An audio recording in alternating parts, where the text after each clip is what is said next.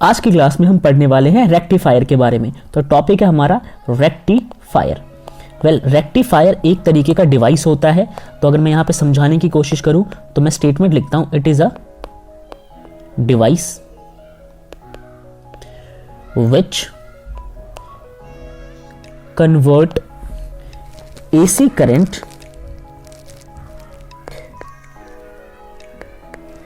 Into DC current.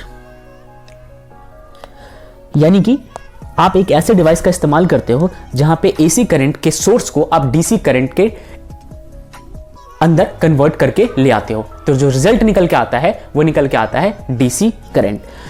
जो process होता है जिसका इस्तेमाल करते हैं हम, उस प्रोसेस को कहा जाता है रेक्टिफिकेशन।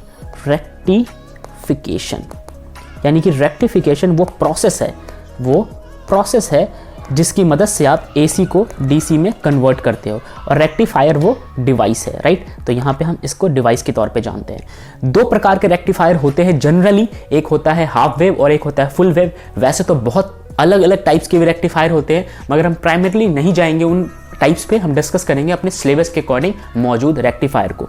तो सबसे पहले है हाफ वेव रेक्टिफायर। आइए समझते हैं हाफ वेव रेक्टिफायर क्या होता है। अब आप यहाँ पे देखिए इसकी फॉर्मल डेफिनेशन, जहाँ पे लिखा हुआ है a half wave rectifier is defined as a type of rectifier that only allows one half cycle of AC voltage waveforms to pass, blocking the other half cycle.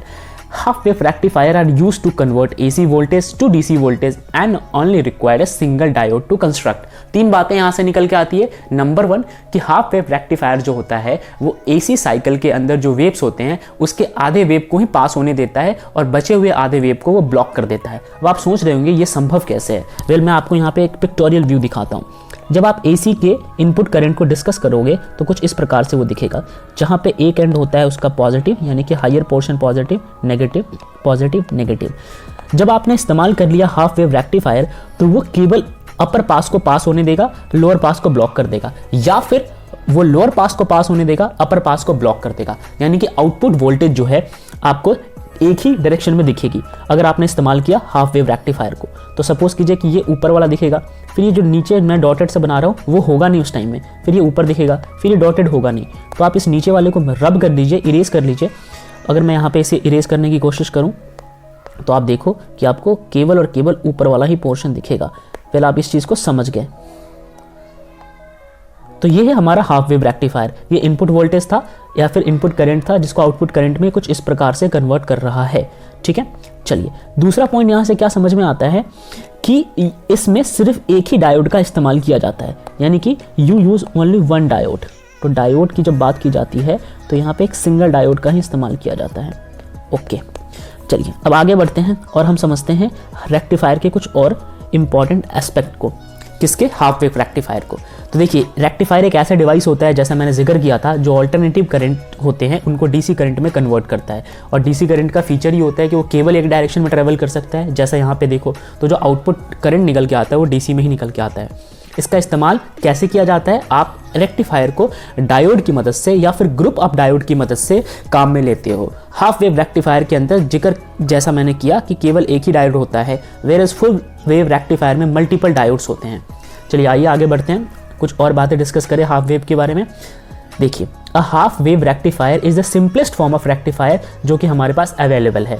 We will look at complete half wave rectifier circuit later, but let's first understand exactly what this type of rectifier is doing. तो सबसे पहले हम ये समझेंगे कि ये rectifier किस काम में लिया जाएगा और कि ये काम कर तो कैसे रहा होगा।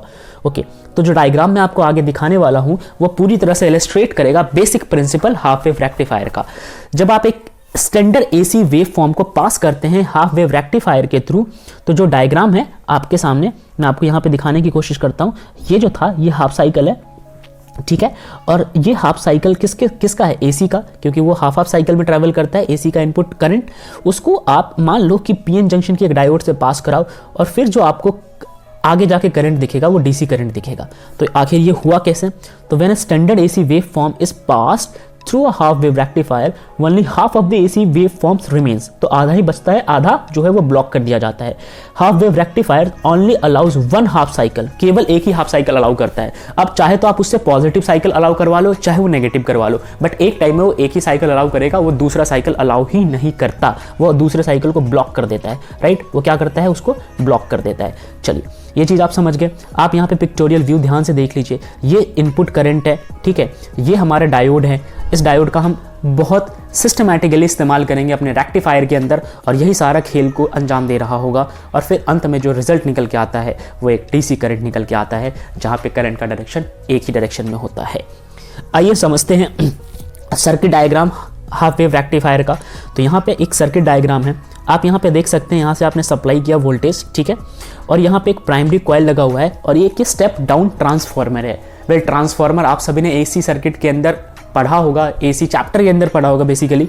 और इस ट्रांसफार्मर के अंदर आप जरा नोट कीजिए, तो ये प्राइमरी कॉइल तो होगा ही होगा, जो सेकेंडरी कॉइल होता है वहाँ पे हम ऑब्टेंड करते हैं करंट को कम करके, ठीक है, कम या ज़्यादा करके। मगर यहाँ पे आपको जो कम या ज़्यादा करंट मिलेगा उसका फॉर्म भी बदल जाएगा। आप मेरी बात ध्यान से समझिए, अगर मान लीजिए कि आपको 20 वोल्ट का करंट मिल रहा है, तो स्टेप डाउन जो है वो आपको उसको 5 वोल्ट या उससे 20 से तो कम ही में कन्वर्ट कर देगा।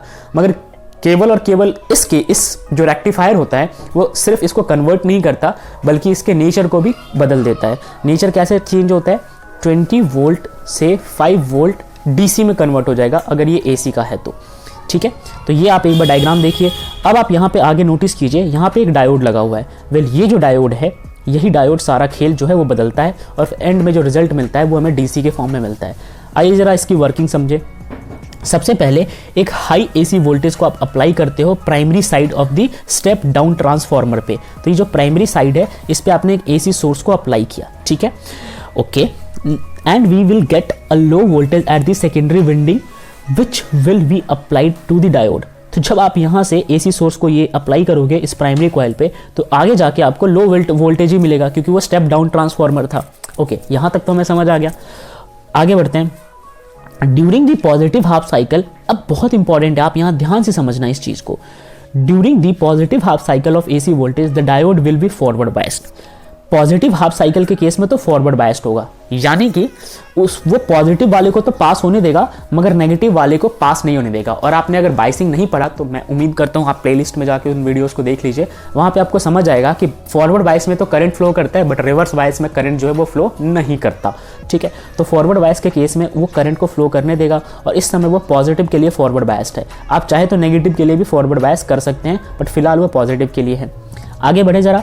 And current flows through the diode during the negative half cycle of AC voltage the diode will be reverse. तो यहाँ पे तो फ्लो होगा, यहाँ इस वाले करंट को तो एज इट इज रिसीव कर लेगा, बट इस वक्त जो है वो ब्लॉक कर देता है इस करंट को, नीचे वाले हिस्से को, फिर वो वापस एक्टिवेट हो जाता है, क्योंकि वो फॉरवर्ड बायस है तो उस करंट को रिसीव कर लेगा। तो आप कुछ इस तरीके से देख सकते हैं, एंड में वो ऐसे रिसीव करता है, ठीक है, ओके। आगे जो फाइनल आउटपुट वोल्टेज निकल के आएगा वो निकल के आएगा एक ही वेव्स की फॉर्म में, मतलब एक ही तरफ उसके सारे वेव्स बनेंगे, राइट। तो ये चीज़ हमने डायग्राम के अंदर पहले भी डिस्कस कर लिया है। अब आप नोट करो, ये चीज़ थोड़ा आपके लिए कंफ्यूजिंग हो रहा होगा, तो इसको लाइन बाय लाइन डिस्कस करते हैं। और हम क्या करेंगे, हम रिप्लेस कर देंगे ट्रांसफार्मर कॉइल को सोर्स वोल्टेज से, ठीक है। और जब आप ट्रांसफार्मर कॉइल को यानी कि टीसी को रिप्लेस करोगे वोल्टेज के साथ, तो आपको ये समझना थोड़ा आसान हो जाएगा। आइए डिस्कस करते हैं। देखो, we will focus on secondary side of the circuit. याद है आपके पास एक प्राइमरी साइड था सर्किट का, एक ये वाला साइड, इसे प्राइमरी कह रहे थे, और ये हमारा सेकेंडरी साइड है। अब हम फोकस करेंगे इस सेकेंडरी साइड पे, ठीक है, केवल और केवल सेकेंडरी साइड पे। अब जब आप सेकेंडरी साइड को नोटिस करोगे तो हमने क्या किया, जो सोर्स है ना, जहां से एसी करंट आ रहा है, उसको हमने कन्वर्ट कर लिया इस तरीके से, ठीक है। अब ये एसी का जो है सिंबल होता है, आपको मालूम है, तो ये एसी का सोर्स है। If we replace the secondary transformer coil with a source voltage we can simplify the circuit diagram. तो ये सर्किट डायग्राम जो है सिंप्लीफाई होकर आ गया। जैसा आपको सेकेंडरी में डायोड दिख रहा था, यहाँ पे डायोड मौजूद है, जहाँ पे आपको सोर्स दिख रहा था यहाँ पे सोर्स भी मौजूद है, ये वाला, ठीक है, और एंड में लोड भी आपको दिख रहा है। तो लगभग हमने इसमें सारी चीजें डाली है, बट ये डायग्राम जो है और भी सिंप्लीफाई हो गया है। आगे बढ़ते हैं। Now we don't have transformer part of the circuit distracting us. तो जाहिर सी बात है, अब ट्रांसफार्मर नहीं है, हमारे लिए डायग्राम सिंप्लीफाई हो गया। अब होगा क्या, for the positive half cycle of AC source voltage the equivalent circuit effectively becomes. अब मान लो कि आपके पास में ये था, ये ऐसे कुछ इस प्रकार से, ठीक है, यहाँ पे ये पॉजिटिव, ये नेगेटिव, ये पॉजिटिव, तो आपको केवल ऊपर वाला कंसीडर करना है, ये पॉजिटिव साइकिल कंसीडर करना है। अगर आप केवल और केवल इसको कंसीडर करोगे तो आपका जो सर्किट है ना, वो सर्किट ओवरऑल इस प्रकार से निकल के आ जाएगा। ठीक है, आगे बढ़ते हैं। This is because the diode is forward biased. अब डायोड जो है वो फॉरवर्ड बायस्ड है, और फॉरवर्ड बायस के केस में वो किसके साथ फॉरवर्ड बायस है, वो पॉजिटिव के साथ फॉरवर्ड बायस है, यानी कि पॉजिटिव को तो वो पास करने देगा और नेगेटिव को वो ब्लॉक करने देगा। तो हुआ यूं, जो डायोड है अपना वो है forward bias, and hence it is allowing current to pass through it. अब करंट को पास तो होने दे रहा है, लेकिन सिर्फ पॉजिटिव टर्मिनल वाले करंट को, मतलब एसी साइकिल में जो पॉजिटिव पार्ट है उसी को पास होने दे रहा है। But the negative half cycle of AC source voltage the equivalent circuit becomes. Positive के केस में आप देख रहे हो ये कंप्लीट सर्किट है, बट जैसे ही नेगेटिव की बात आएगी तो ये सर्किट जो है वो ब्रेक डाउन हो जाता है, राइट। तो नेगेटिव के केस में हो गया सर्किट ब्रेक डाउन, क्योंकि जो हमारा डायोड है वो नेगेटिव के केस में बायस नहीं है। आगे बढ़े, because the diode is not in reverse bias mode, no current is able to pass through it. अब कोई करंट आप देख सकते हो पास ही नहीं होगा नेगेटिव के केस में। As such we now have an open circuit since current cannot flow through the load during this time। तो इस समय करंट जो है यहाँ से फ्लो नहीं होगा, लोड से कोई भी करंट जो है वो फ्लो नहीं होगा। Okay, the output voltage is equal to 0। तो इस केस में, यानी कि रिवर्स बायस के केस में, रिवर्स बायस तो था ही नहीं, इस केस में जो करंट है वो 0 निकल के आएगा। ठीक है, जब नेगेटिव साइड आप लोगे, आप इस वेव का जब ये नेगेटिव साइड लोगे तो करंट निकल के आया 0। Okay, this all happens very quickly. अच्छा, ऐसा नहीं है कि पहले करंट ब्रेक होता है फिर करंट फॉर्म होता है, वे फॉरवर्ड बायस में करंट पहुंचता है जब नेगेटिव से तो टाइम लगता है, ऐसा कुछ नहीं है, ये बहुत ही फास्टली होता है। और this happens very quickly since N AC wave forms will oscillate between positive and negative. क्योंकि वो जो एसी वेव्स फॉर्म है वो हमेशा टर्मिनेट बोल रहा हूँ, हमेशा ऑसिलेट करते रहते हैं। ठीक है, पॉजिटिव फिर नेगेटिव फिर पॉजिटिव फिर नेगेटिव, ये बहुत फास्ट जो है वो ऑसिलेशन होता है। तो ऐसा नहीं कि नेगेटिव से वापस फॉरवर्ड में जाने में उसको समय लगेगा, ऐसा कुछ होता नहीं है, राइट। आगे डिस्कस करें इसको। Here what the half wave rectifier waveforms look like on the input side and what it look like on the output side। तो हम देखते हैं जरा इनपुट आउटपुट पे ये कैसा दिखेगा। तो ये डायग्राम है आपके सामने, ये देखो, ये तो इनपुट है, इनपुट में तो इसको दोनों ही रिसीव होगा, ऊपर भी और ये नीचे नेगेटिव टर्मिनल भी। मगर ये बायस तो सिर्फ पॉजिटिव के लिए है, इनके लिए बायस्ड है, तो इनके लिए बायस्ड है तो इन्हीं को पास होने दे रहा था, नीचे वाले को ब्लॉक कर रहा था, तो इनको पास होने दे रहा था, तो आउटपुट पे ये पासिंग वाले आपको ऑब्टेन मिलेंगे, बट ये नीचे वाले जो है वो आपको नहीं दिखेंगे आउटपुट के ग्राफ में। Okay, now the graph above actually show a positive half wave rectifier. आपने इससे क्या बनाया, आपने हाफ वेव रेक्टिफायर बना तो लिया, लेकिन आपने पॉजिटिव हाफ वेव रेक्टिफायर बनाया। भाई किसी को मर्जी है कि वो नीचे वाले को एज अ सोर्स माने और नीचे वाले को पास होने दे, तो उसे क्या करना पड़ेगा, उसे नेगेटिव टर्मिनल को फॉरवर्ड बायस करना पड़ेगा। कुछ लोग सोचते हैं फॉरवर्ड बायस सिर्फ पॉजिटिव टर्मिनल होगा, नहीं, नेगेटिव टर्मिनल हो जाएगा फॉरवर्ड बायस। फॉरवर्ड बायस में होता क्या, बेसिकली करंट फ्लो करता है और रिवर्स बायस में करंट फ्लो नहीं करता।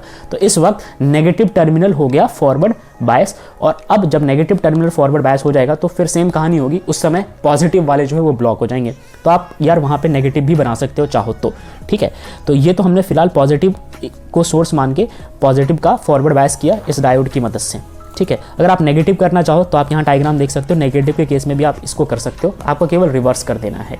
चलिए, ये चीज़ समझ गए। अब हम डिस्कस करते हैं एडवांटेज क्या होता है। बहुत सारे एडवांटेज होते हैं, जैसे सबसे पहले जो एडवांटेज निकल के आता है कि एक तरीके से ना ये सस्ता निकलता है। मतलब अगर आप हाफ वेव रेक्टिफायर का इस्तेमाल करते हो एसी को डीसी में कन्वर्ट करने के लिए, तो ये सबसे सस्ता तरीका है जहाँ पे आप एक ऐसे डिवाइस को इस्तेमाल में लोगे जो कॉस्ट इफेक्टिव होगा बट आपके लिए वही प्रोडक्टिव काम करके देगा। ओके, मगर सिर्फ एडवांटेज नहीं है, इसके बहुत सारे डिसएडवांटेज भी है। आप इसमें टाइम को देखो, बहुत सारा टाइम लगता है जब आप इसमें कन्वर्जन करने बैठते हो, तो बहुत सारा करंट जो एक तरीके से वेस्ट होता है कि नीचे वाला करंट गया कहाँ आखिर, उसका तो आपने इस्तेमाल ही नहीं किया, तो ये वाला करंट जो आपने इस्तेमाल नहीं किया एक टाइम में, तो ये सब कुछ इसके एडवांटेज और डिसएडवांटेज है, मैंने यहाँ पे मेंशन किया है, आप इसको डिस्कस कर सकते हो। अब नेक्स्ट सेशन में हम पढ़ेंगे फुल वेव रेक्टिफायर के बारे में।